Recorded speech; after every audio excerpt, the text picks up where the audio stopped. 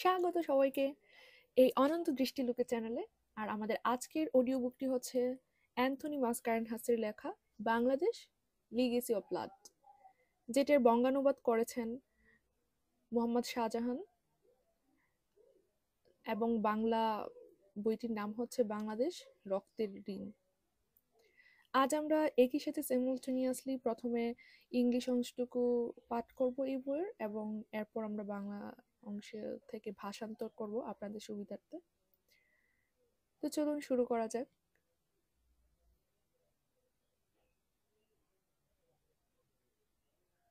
এই বইয়ে মোট ১৩টি অধ্যায় রয়েছে, যার মধ্যে প্রেফিস এবং প্রথম অধ্যায়টি আমরা আজ শুরু করব এবং ক্রমশ বাকিগুলোতে যাব। প্রেফিস.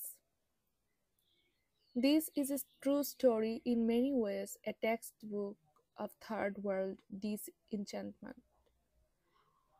On the 16th of December 1971, the state of Bangladesh was born at the end of a 9-month liberation struggle in which more than a million Bengalis of the erstwhile East Pakistan died at the hands of the Pakistani army. But one of the 20th century's great man-made disasters is also among the greatest of its human triumphs in terms of a people's will for self-determination. The united upsurge of the Bengalis to fashion their own destiny against overwhelming odds captured the imagination of the world. It brought within an unprecedented outpouring of sympathy and aid from the international community.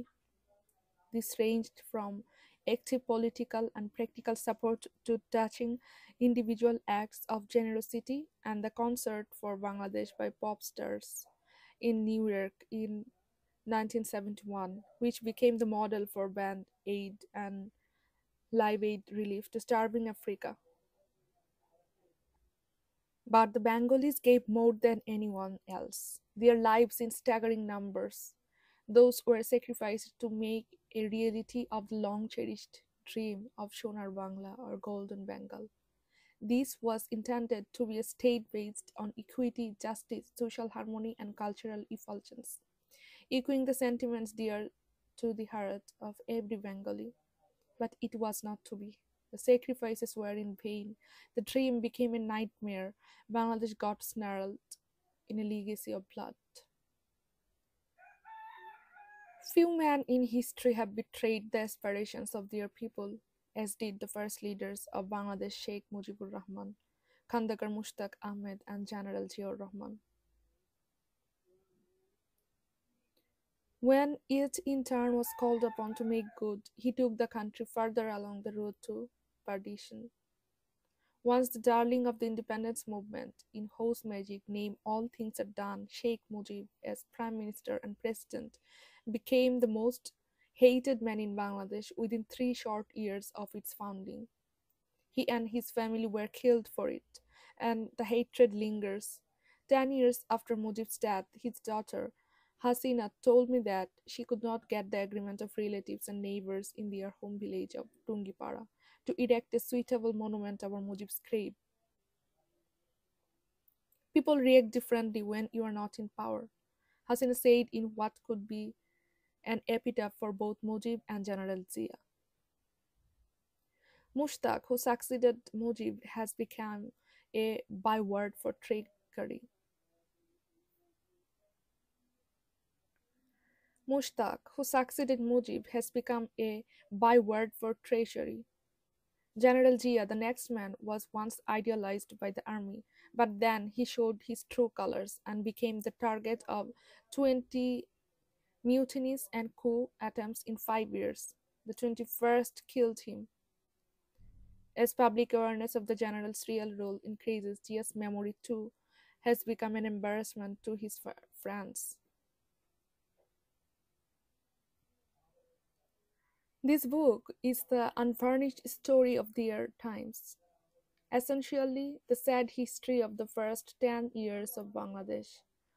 It is based on my close personal knowledge of the main protagonists, on more than 120 separate interviews with the men and women involved in the dramatic events, and on official archives and documents which I had the privilege to inspect personally. The dialogue, whenever used, is a faithful reproduction of the words which my informants said they actually used during the events in which they were involved. Thus, Majors Farouk and Rashid tell the authentic story of the why and the how of the killing of Sheikh Mujib, and the mysteries revealed of the slaughter of hapless Tajuddin and his companions in Dhaka jail by the man who planned and executed it. General Zia is exposed by his friends and his critics. His assassins tell how they killed him, and throughout the narrative of the wasted blood of the Bangladesh martyrs, cries out the lesson that when hope is extinguished, accountability denied, and the people have nothing further to lose, they turn to violence to redress their wrongs. Shakespeare said, "The evil that men do leaves after them. The good is oft interred with their bones." So it is with Sheikh Mujib and General Ziaur Rahman, who by their headstrong acts and selfish ambition left Bangladesh a legacy of blood. In these circumstances, the focus of this book inevitably is on the wrongdoing. I make no apology for it. The people must know the truth about their leaders, and may we all take lesson from their mistakes. November 1985, Anthony Mascarenhas.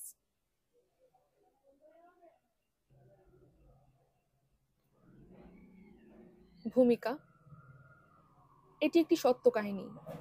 অনেকদিন থেকেই এটি তৃতীয় বিশ্বের মোহমুক্তির এক অনন্য পাঠ্যপুস্তক।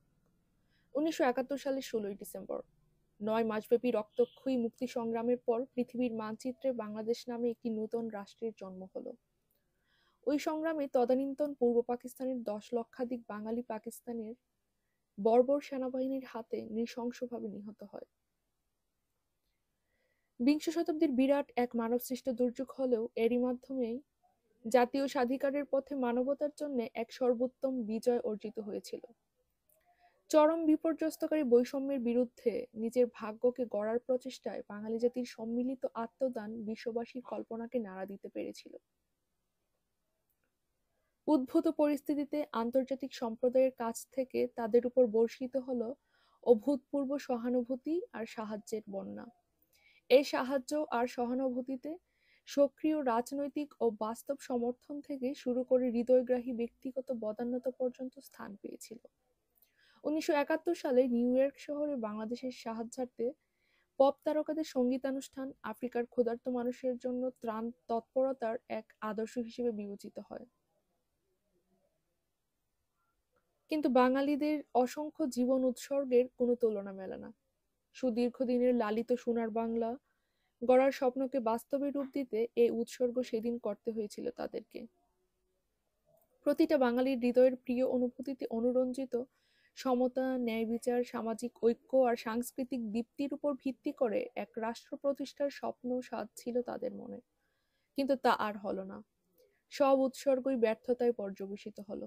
স্বপ্ন পরিণত হলো দুঃস্বপ্নে, বাংলাদেশ আবদ্ধ হলো রক্তের ঋণে।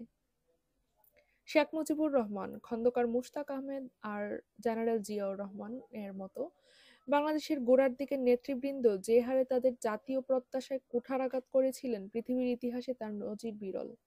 তারা একের পর এক দেশটির ক্ষতিপূরণের চাইতে অধিকতর বিনাশের দিকে ঠেলে দিতে লাগলেন। স্বাধীনতা আন্দোলনের অতি প্রিয় এক নাম শেখ মুজিব, যে নামের জাদুস্পর্শে অনেক অসম্ভবও সম্ভব হয়ে যেত। সেই শেখ মুজিব বাংলাদেশ প্রতিষ্ঠার মাত্র 3 বছরের মধ্যে সবচাইতে ঘৃণিত ব্যক্তি বলে পরিগণিত হলেন। তার ফলশ্রুতিতে একদিন সপরিবারে নিহত হলেন তিনি, কিন্তু প্রতিহিংসার আগুন যেন জ্বলতেই থাকলো। মুজিব মৃত্যুর 10 বছর পরেও আত্মীয় পরিজনদের মতানৈক্যের জন্য তাদের বাড়ি টুঙ্গিপাড়ায় মুজিবের সমাধির উপর একটি সুযোগ্য স্মৃতিসৌধ নির্মাণ করতে পারেনি বলে তার কন্যা হাসিনা আমাকে জানান। আসলে ক্ষমতায় না থাকলে সকলেই এড়িয়ে চলে, কথাচ্ছলে হাসিনা বলছিলেন, এবং মুজিব আর জেনারেল জিয়া উভয়ের সমাধির পাশে তা খোদাই করে রাখার যোগ্য। শেখ মুজিবের পরে ক্ষমতা দখলকারী মুশতাক আহমেদের নাম বিশ্বাসঘাতকের প্রতিশব্দ হিসেবে প্রচলিত হয়ে যায়। তৎপরবর্তী জেনারেল জিয়া প্রথম দিক দিয়ে সেনাবাহিনীকে ক্রীড়নক হিসেবে কাজ করলেও পরে তার নিজ রূপে আত্মপ্রকাশ করেন, যার জন্য 5 বছরের মধ্যে তিনি 20টি বিদ্রোহ আর সামরিক অভ্যুত্থানের লক্ষ্যবস্তুতে পরিণত হন। 21তম সামরিক অভ্যুত্থানে তিনি নিহত হন। এই বইটি বাংলাদেশের প্রথম 10 বছরের দুঃখের কাহিনীগুলোকে কেন্দ্র করে রচিত হয়েছে। প্রধান নায়কদের সঙ্গে আমার নিবিড় ব্যক্তিগত জানাশোনা, নাটকীয় ঘটনা প্রবাহের সহিত জড়িতদের সঙ্গে পৃথকভাবে 120টিরও বেশি সাক্ষাৎকার এবং সরকারি ঐতিহাসিক নথিপত্র আর দলিল দস্তাবেজ ব্যক্তিগতভাবে পরিদর্শন সাপেক্ষে এর ভিত রচিত হয়েছে। মুদ্রিত কথোপকথনে যথেষ্ট নির্ভরযোগ্যতা রক্ষিত হয়েছে। এভাবে মেজর ফারুক ও মেজর রশিদ শেখ মুজিবকে কেন এবং কিভাবে হত্যা করেছেন তার বিশ্বাসযোগ্য কাহিনী বলেছেন। ঢাকা কেন্দ্রীয় কারাগারে তাজউদ্দিন এবং তার সঙ্গীদের হত্যা রহস্য পরিকল্পনাকারী ও নির্বাহকারীরা নিজেরাই বর্ণনা করেছেন। জেনারেল জিয়া সম্বন্ধে বলছেন তার বন্ধু বান্ধব ও সমালোচকগণ। তার হত্যাকারীরা বলেছেন কিভাবে তাকে হত্যা করা হয়।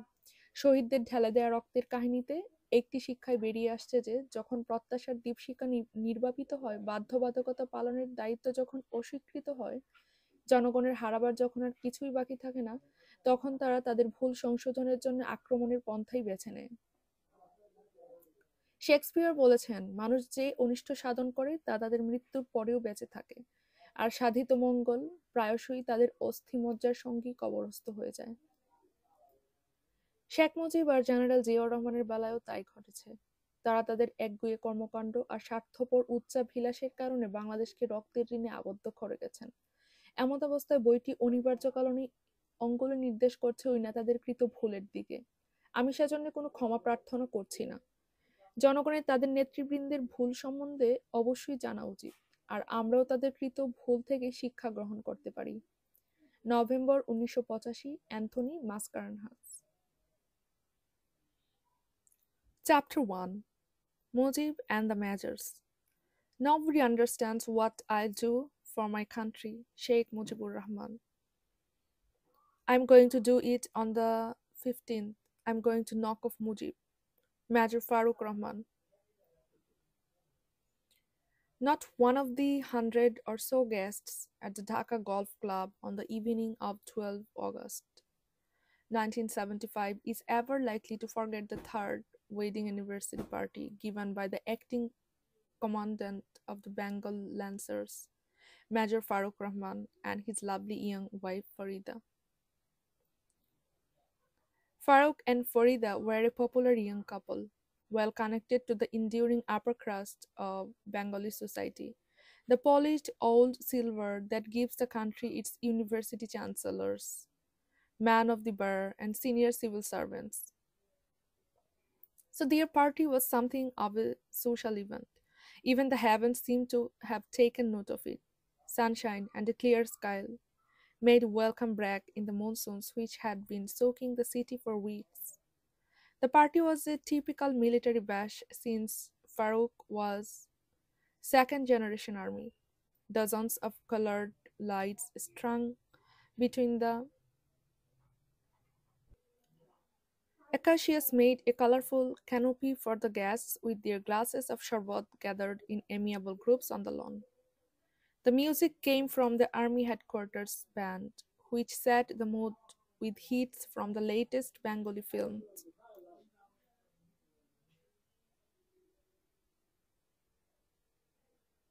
Inside the clubhouse, the buffet was a generous spread of lamb biryani, kebabs, and assortments of curries, and more than a dozen bowls of fruit salad.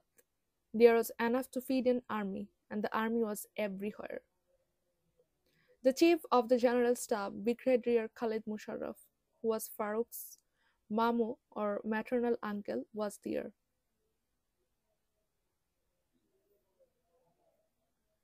So too was Brigadier Masharul Haq, military secretary to President Sheikh Mujibur Rahman, Farouk's man, who had chipped in for an anniversary present, brought a handsome bedroom carpet woven from jute fibers. Friends and relatives had come with table lamps, vases, and boxes gift wrapped in the yellow, green, and red kite paper favored by the shopkeepers of Newmarket. But Brigadier Hawk, who came later, upstaged them all. He brought an enormous bouquet of monsoon flowers made by the head Mali of Ganababon, Sheikh Mujib's official residence, and he made a big thing of presenting it to Farida. 3 days later, with the benefit of hindsight, all those present would squeeze their minds, searching every detail of the party for some clue that might have betrayed the momentous events which were to follow, and Brigadier Hawk would silently thank his stars for his gallantry, for this bouquet may have saved his life. But on that anniversary night, Farouk gave not a hint of the dark secret he carried. He recalled that he was in an unusually expensive mood. I sold my automatic slide projector for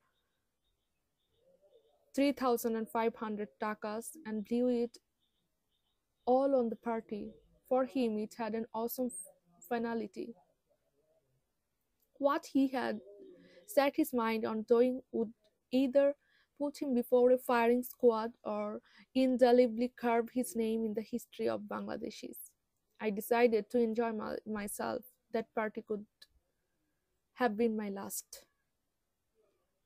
When the guests had left, a small family group gathered on the lawn for a snack and coffee. The host had been too busy to eat. With the couple, with With the couple were Farooq's mother and father, Farida's mother, who had come from Chittagong, and Farida's elder sister Jubaida, nicknamed Tinku, with her husband Major Khandagar Abdul Rashid, who commanded the two-field artillery based in Dhaka. Farooq took his brother-in-law aside. "I'm going to do it on the 15th," he told Rashid. "I'm going to knock off Mujib on Friday morning." Rashid was startled. He looked around nervously to see if anyone had overheard Farouk's bombshell. Suddenly, the months of secret plotting had reached a conclusion. But Rashid was not ready. After a long moment of silence, he hissed, "Are you mad? It's too short. It's too short notice. We don't have officers. We don't have equipment. How can we do it?" Farouk started. Farouk stared at Rashid, a glint of steel shining through the tinted glasses he wore. "It's my decision," he told the other major. "I have the tactical plan ready. I'm going to ahead, even if I have to do it alone. You can keep away if you want, but remember, if I fail, they will surely hang you also." Another long silence from Rashid. He appeared to be visibly digesting Farouk's words. When their harsh meaning finally seeped through, the lanky artillery officer straightened out. "All right," he told Farouk. "If it's got to be done, let's do it. But we must talk. I need to bring in some more officers." In another part of the city, Sheikh Mujibur Rahman was relaxing with a small family group in his modest bungalow on route number 32, Dhanmondi. The landmark, which was till then the center of the world of the Bangladeshis. The clan had gathered 2 days earlier for the wedding of Mujib's niece. Mujib's niece, the daughter of his younger sister, and many of them had stayed up to pay their respects and to get the great man's blessings. Once the obeisances were made, Begum Mujib gently ushered them out till her tired husband was left with a selected few. One of those present was Abdur Rob Sarnivat, Mujib's brother-in-law and husband of his favorite sister. He was a minister with a string of portfolios. Flood control, water development, power, forests, fisheries, and livestock. Another was Sarniawad's son, Abu Hasnat, Abu Hasnat, who 3 days later would have a miraculous escape when disaster obliterated the rest of the family. It was not unusual that the conversation that night should have as much to do with officials' matters as those concerning the family. Mujib's style made the two inseparable. In his world of suspicion and intrigue, reliance was understandably placed on those nearest and dearest to him.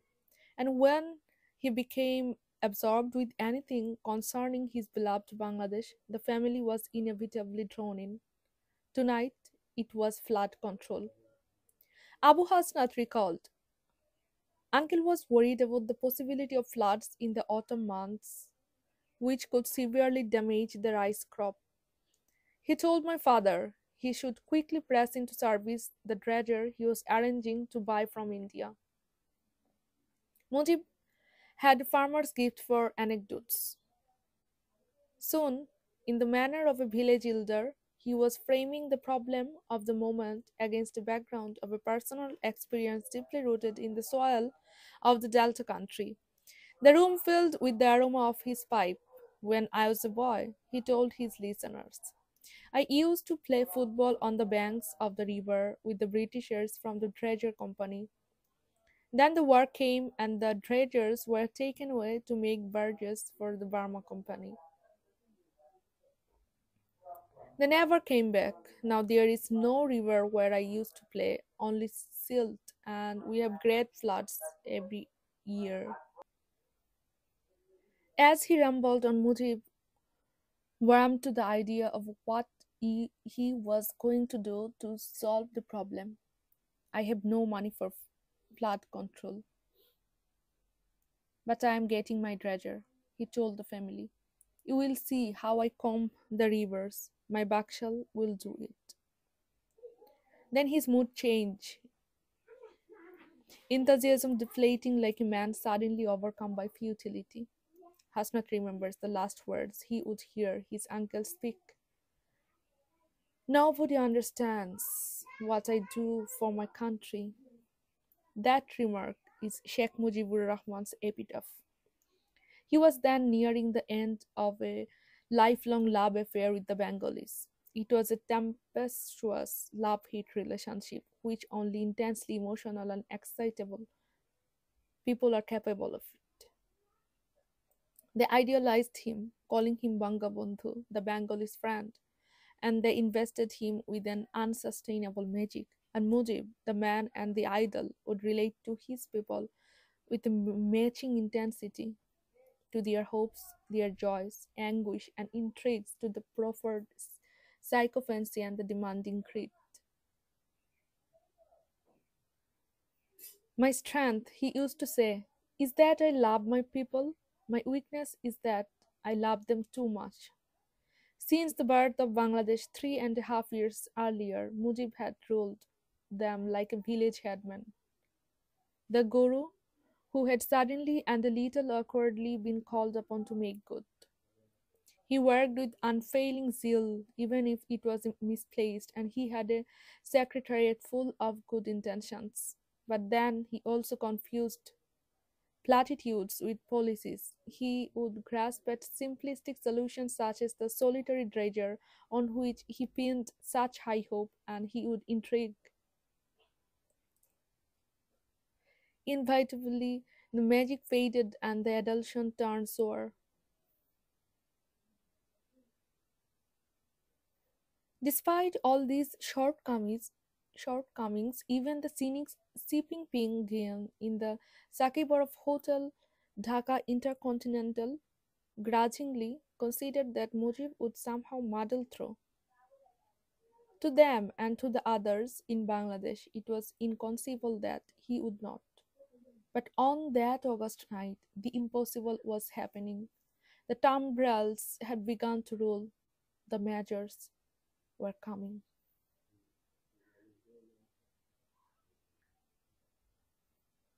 অধ্যায় ১, শেখ মুজিব আর মেজরবৃন্দ। দেশের জন্য আমি যা করছি কেউ তা অনুধাবন করল না। শেখ মুজিবুর রহমান। আমি 15 তারিখে তা ঘটাতে যাচ্ছি। মুজিবকে আমি চিরতরে সরিয়ে দিচ্ছি। মেজর ফারুক রহমান। 1975 সালের 12ই আগস্ট। রাত হয়ে এসেছে। মেজর ফারুক তখন বেঙ্গল ল্যান্সার্সের ভারপ্রাপ্ত অধিনায়ক। ঢাকা গলফ ক্লাবে সেদিন এক জাঁকজমকপূর্ণ অনুষ্ঠান। মেজর ফারুক ও তার তরুণী সুন্দরী স্ত্রী ফরিদার তৃতীয় বিবাহ বার্ষিকী উদযাপন উপলক্ষে এ অনুষ্ঠানের আয়োজন।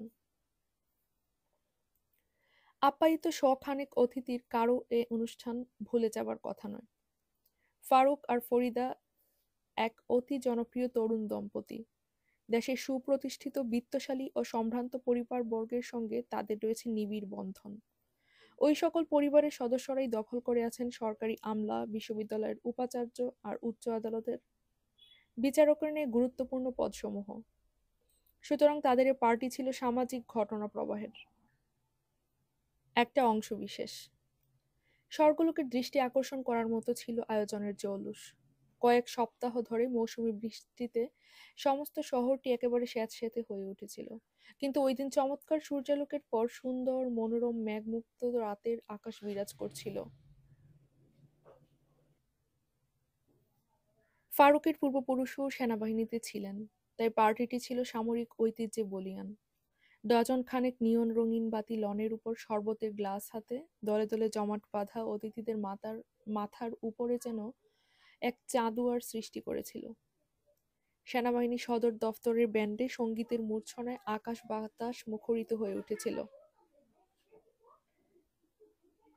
ক্লাব ঘরের ভেতরে প্রীতিভোজের টেবিলগুলোতে প্রভূতভাবে সাজানো ছিল খাসির মাংসের বিরিয়ানি, কাবাব, মাংসের তরকারি আর পরিমাণ মতো ফলের সালাদ। ফারুকের মামা জেনারেল স্টাফ প্রধান ব্রিগেডিয়ার খালেদ মোশাররফও সেখানে উপস্থিত ছিলেন। আরও ছিলেন প্রেসিডেন্ট শেখ মুজিবুর রহমানের মিলিটারি সেক্রেটারি ব্রিগেডিয়ার মাসরুল হক। ফারুকের জোয়ানেরা দম্পতির জন্য উপহার হিসেবে নিয়ে আসে বেডরুমের জন্য পাটের তন্তুজাত এক চমৎকার গালিচা।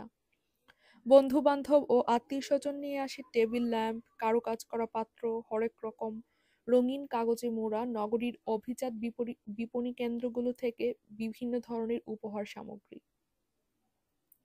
ব্রিগেডিয়ার হক এসেছিলেন শেষের দিকে। শেষে এলেও তিনি উপস্থিত সকলকে ছাড়িয়ে গেলেন। তিনি সঙ্গে এনেছিলেন গণভবনের প্রধান মালির তৈরি মৌসুমি ফুলের এক বিরাট তোড়া। তিনি ফুলের তোড়াটিকে ফরিদাকে উপহার দিয়ে বাজিমাত করে দেন। 3 দিন পর উপস্থিত সকলেই হয়তো রাতের ঘটনাপ্রবাহ থেকে কোনো সূত্র খুঁজে পাবার চেষ্টা করেছিলেন, কিন্তু পেলেন না কিছুই। এদিকে ব্রিগেডিয়ার হক নীরবে হয়তো তার বীরত্বের জন্য তার ভাগ্যকে ধন্যবাদ জ্ঞাপন করে থাকবেন। সেদিন ফরিদার জন্য আনিত ফুলের তোড়াটি হয়তো তার জীবন বাঁচিয়েছিল। কিন্তু ওই উৎসবের রাতে ফারুকের মনের গোপন চক্রান্তটি সম্বন্ধে কেউ একটু আন্দাজও করতে পারেননি।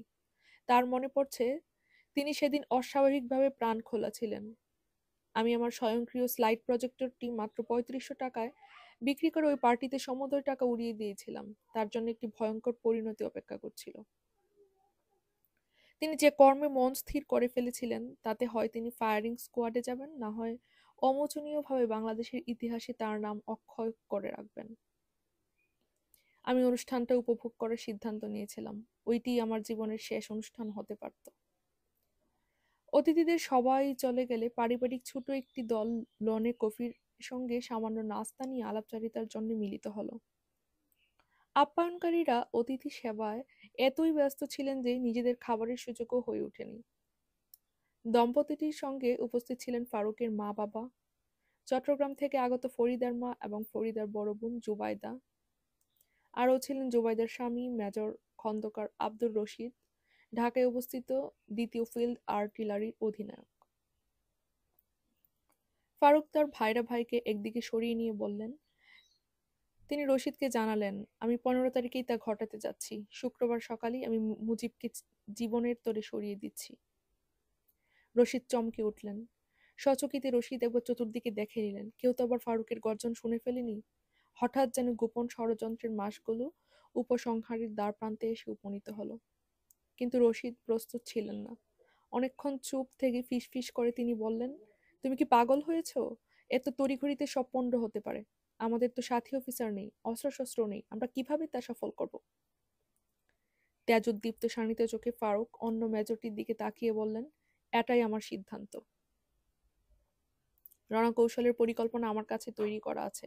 আমি একা হয়ে গেলেও এগিয়ে যাব। তুমি ইচ্ছে করলে সরে দাঁড়াতে পারো, তবে জেনে রেখো, আমি ব্যর্থ হলে শাসনচক্র তোমাকেও ফাঁসিতে লটকাবে। আবারও রশিদ অনেকক্ষণ চুপ করে রইলেন। মনে হচ্ছিল তিনি ফারুকের কথাগুলো হজম করছেন। অবশেষে হালকা পাতলা দীর্ঘদেহী আর্টিলারি অফিসার সোজা হয়ে দাঁড়িয়ে ফারুককে বললেন, ঠিক আছে, যদি করতেই হয় তবে করো, কিন্তু আমাদের এ নিয়ে আরো আলোচনা প্রয়োজন। আরো কিছু অফিসার আমাদের সঙ্গে রাখা উচিত। শহরের অন্য প্রান্তে শেখ মুজিবুর রহমান তার পরিবারের লোকজন নিয়ে ধানমন্ডির ৩২ নম্বর রোডস্থ তার নিজ বাড়িতে নিশ্চিন্তে সময় কাটাচ্ছিলেন। ওই বাড়িটি তখনও দেশবাসীর চিন্তা ভাবনার কেন্দ্রবিন্দু। শেখ মুজিবের ছোট বোনের মেয়ের বিবাহ উপলক্ষে জ্ঞাতিগোষ্ঠীর সকলে দুদিন আগেই এখানে উপস্থিত হয়েছিলেন। তাদের অনেকেই তাদের শ্রদ্ধা নিবেদন ও মহান নেতার আশীর্বাদের জন্য রয়ে গিয়েছিলেন। শ্রদ্ধা নিবেদন পর্ব শেষ হলে বেগম মুজিব ভদ্রভাবে তাদেরকে বিদায় দেন। অবশেষে কতিপয় বাছাই করা লোক শেখ মুজিবের সান্নিধ্যে থেকে যান। অন্যান্যদের মধ্যে মুজিবের প্রিয় বোনের স্বামী আব্দুর রব সেরনিয়াবাদ উপস্থিত ছিলেন। তিনি বন্যা নিয়ন্ত্রণ, পানি সম্পদ, বিদ্যুৎ উন্নয়ন, মৎস্য ও পশুপালন মন্ত্রীর দায়িত্বে নিয়োজিত ছিলেন। আর একজন ছিলেন সেরনিয়াবাদের ছেলে আবুল হাসনাত আবদুল্লাহ। তিনি ৩ দিন পরে অলৌকিকভাবে পারিবারিক ধ্বংসযজ্ঞ থেকে রক্ষা পেয়েছিলেন। ওই রাত্রের পারিবারিক আলাপচারিতার সরকারি বিষয়াদিও সমভাবে প্রভাবান্বিত করা বিচিত্র কিছুই ছিল না। শেখ মুজিব এ দুটিকে কখনোই আলাদা করে দেখেননি।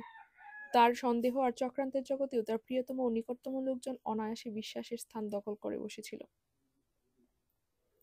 তার প্রাণপ্রিয় বাংলাদেশের যে কোনো বিষয় আলোচনার সময়ে পরিবারের সকলকে তিনি ডেকে আনতেন। ওই রাত্রে বন্যা নিয়ন্ত্রণ ছিল আলোচনার বিষয়বস্তু। আবুল হাসনাত সেই দিনের স্মৃতিচারণ করতে গিয়ে বললেন, মামা সেদিন শরৎকালে বন্যার সম্ভাবনা নিয়ে যথেষ্ট উদ্বিগ্ন হয়ে পড়েছিলেন। ওই বন্যা ধানের প্রচণ্ড ক্ষতি সাধন করে থাকে। তিনি আব্বাকে ভারত থেকে আমদানিতব্য ড্রেজারগুলো কাল বিলম্ব না করে নদী খননের কাজে লাগাবেন বলে আশাবাদ ব্যক্ত করেন। কৃষকের উপাখ্যান বর্ণনায় মুজিবের জুড়ি ছিল না। ক্ষণিকের মধ্যে গ্রাম্য মোড়লের ন্যায় এদেশের মাটির সঙ্গে গভীরভাবে মিশে আছে এমন এক ব্যক্তিগত অভিজ্ঞতার পটভূমিতে ওই সময়ের সংকটকে সাজিয়ে নিলেন। ততক্ষণে তার তামাকের পাইপ থেকে বেরিয়ে আসা সৌরভে সমস্ত ঘরটি মোহিত হয়ে উঠেছিল। শ্রোতাদের লক্ষ্য করে তিনি বলতে লাগলেন, আমি তখন বেশ ছোট, ড্রেজার কোম্পানিতে চাকরিরত বিলেতিদের সঙ্গে নদীর পাড়ে ফুটবল খেলতাম। দ্বিতীয় বিশ্বযুদ্ধ তখন এই উপমহাদেশেও ছড়িয়ে পড়েছে। কোম্পানি তখন এসব ড্রেজার বার্জ বানিয়ে বার্মায় সামরিক অভিযান পরিচালনার জন্য সরিয়ে নিয়ে গেল। আর কোনোদিন এগুলো ফিরে এলো না। আমি যেখানে খেলতাম সেখানে এখন আর কোনো নদী নেই, কেবল চর আর চর।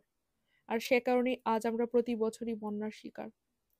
এ সমস্যার সমাধানকল্পে তিনি কি ভাবছেন কথার ছলে জিজ্ঞাসা করা হলে পরিবারের সবাইকে উদ্দেশ্য করে মুজিব বললেন, আমার তো বন্যা নিয়ন্ত্রণের পর্যাপ্ত অর্থ হাতে নেই, তবে ড্রেজার তো পাচ্ছি। তোমরা দেখবে আমি কিভাবে নদীগুলোকে আছড়িয়ে ঠিক করে দিই। আমার বাকশাল ঠিকই তা করে দিবে। তারপরই তার মানসিকতার এক পরিবর্তন দেখা গেল। ঔৎসুক্যে ভরা একটা মানুষ হঠাৎ যেন অসারতায় ছেয়ে গেলেন। হাসনাত তার মামার বলা শেষ শব্দগুলো স্মরণ রেখেছে। দেশের জন্য আমি যা করছি তা কেউ বুঝতে পারল না। ওই মন্তব্যটি শেখ মুজিবুর রহমানের অমীয় বাণী। তিনি ততক্ষণে তার প্রাণপ্রিয় বাঙালিদের সঙ্গে তার সারা জন্মের ভালোবাসার যবনিকাপাত ঘটার কাছাকাছি চলে এসেছেন। এটা ছিল এক প্রচণ্ড প্রেম বিদ্বেষ সম্পর্কে, যা কেবল একটি অতিমাত্রায় ভাবাতুর ও উদ্বেলিত জাতির পক্ষেই সম্ভব। তারা তাকে বঙ্গবন্ধু নামে আখ্যায়িত করে দেবতার ভাবমূর্তিতে প্রতিষ্ঠিত করেছিল। দেবতুল্য মানব শেখ মুজিব তার জাতির সঙ্গে তাদের আশা, আনন্দ, ক্ষোভ আর চক্রান্ত, তুষামোদ আর লোভ লালসার সমান প্রচণ্ডতায় একাত্মতা হন। তিনি বলতেন, জনগণকে ভালোবাসার মধ্যেই আমার শক্তি নিহিত, আর আমার দুর্বলতা হচ্ছে এই যে আমি তাদেরকে অতিমাত্রায় ভালোবাসি। ৩.৫ বছর আগে বাংলাদেশের জন্মলগ্ন থেকেই শেখ মুজিব তাদেরকে গুরুর মতো শাসন করে আসছিলেন। কিছু অসুবিধার মধ্যে হলেও তাকে হঠাৎ করেই দেশের সাধিত ক্ষতিপূরণের দায়িত্বে নিয়োজিত করা হয়। তিনি অদম্য উৎসাহ উদ্দীপনায় কাজ করতে লাগলেন। এবং মঙ্গল চিন্তায় সদিচ্ছায় ভরপুর তার এক সচিবালয় রচিত হলো। কিন্তু পরবর্তীতে তিনি সত্যের সঙ্গে রাজনীতিকে গুলিয়ে ফেললেন। কেবল ড্রেজার দিয়ে যেমন করে তিনি বন্যা সমস্যার সমাধানের উচ্চাশা পোষণ করেছিলেন, তেমনি সবকিছুতেই তিনি সরলতার আশ্রয় নিতেন। অনিবার্য কারণেই জাদুর মতো জনগণের ভালোবাসা ম্লান হয়ে এলো, আর তোষামোদের মধুর গুঞ্জন পরিণত হলো চরম তিক্ততায়। এ সকল ত্রুটি বিচ্যুতি সত্ত্বেও এমনকি কট্টর সমালোচকবৃন্দ পর্যন্ত শেখ মুজিব কোনরূপে কার্যোদ্ধার করতে পারবেন বলে আশাবাদ ব্যক্ত করেছিলেন। তাদের কাছে এমনকি অন্যান্য বাংলাদেশিদের কাছেও তার অক্ষমতা ধারণাতীত বিষয় ছিল। কিন্তু ওই আগস্টের রাতটিতে অসম্ভবটি সম্ভবের ইতিহাস সৃষ্টি করল। সাঁজোয়া বাহিনীর গাড়ি অগ্রসর হতে শুরু করল। মেজররা দৃপ্ত পদে এগিয়ে চলল। এই ছিল শেখ মুজিব আর মেজর বিন্দু চ্যাপ্টারটির সমাপ্তি।